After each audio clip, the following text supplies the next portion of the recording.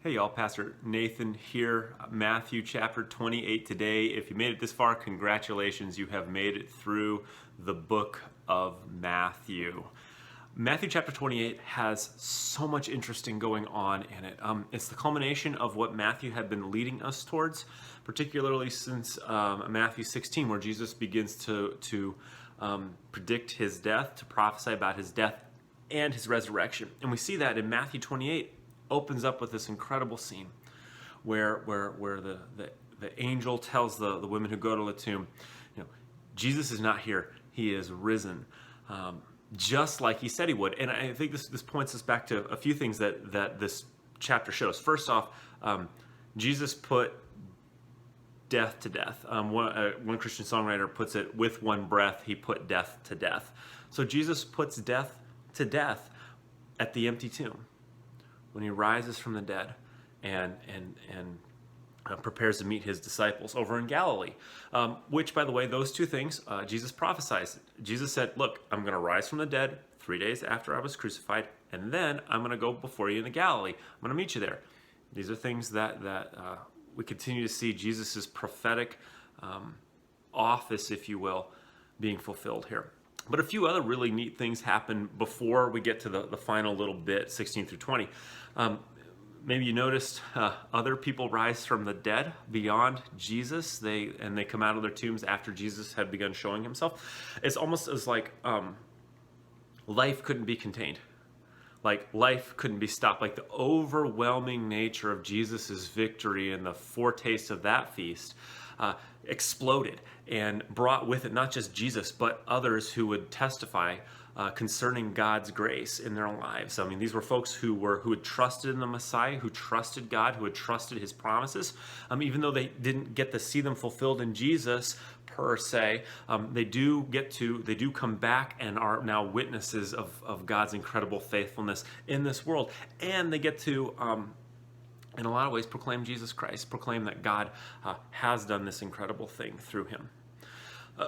The other thing we probably need to notice before we get to the Great Commission is the counterattack by the Jews. The Jews at this point begin basically promulgating a lie. They're like, okay, we're going to pay the guards off because the guards are saying, hey, we were knocked out, angel guys showed up, this is an issue. And the Jews say, no, just, tell us lie, we'll pay you, we'll take care of the governor, we'll take care of your boss, just say this. And Matthew even says that even by the time that Matthew had written this, which was, 30 years later, that lie was still what was being spread among the Jews. It was still the thing that was being spread among the enemies of God's people, of followers of Jesus Christ. So we see that the genesis of that, and that even continues today. That we're crazy for believing that someone was raised from the dead.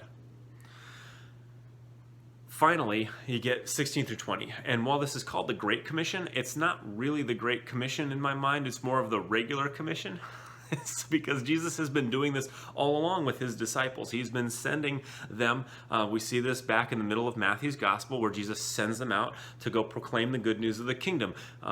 He's been doing this already, and he spent 3 years preparing his disciples to go and make disciples by baptizing and teaching, by bringing his word and bringing the message of the good news of what he has done for his creation at the cross to as many people as they can, and to let that be a part of who they are and how they live. It's the regular, in a lot of ways, commission. It's what we're supposed to be about all the time, and what Jesus taught his disciples to be about all the time. And that's it. I mean, that's where Matthew ends the gospel. Jesus ascends to heaven, and then leaves us here on earth with his Spirit in order to go about bringing his kingdom to people who desperately need to know him. So, thanks for joining me as we walk through the book of Matthew together. I hope this has been enjoyable for you, and you've got to know your Lord and Savior a little bit better along the way. Until next time, take care.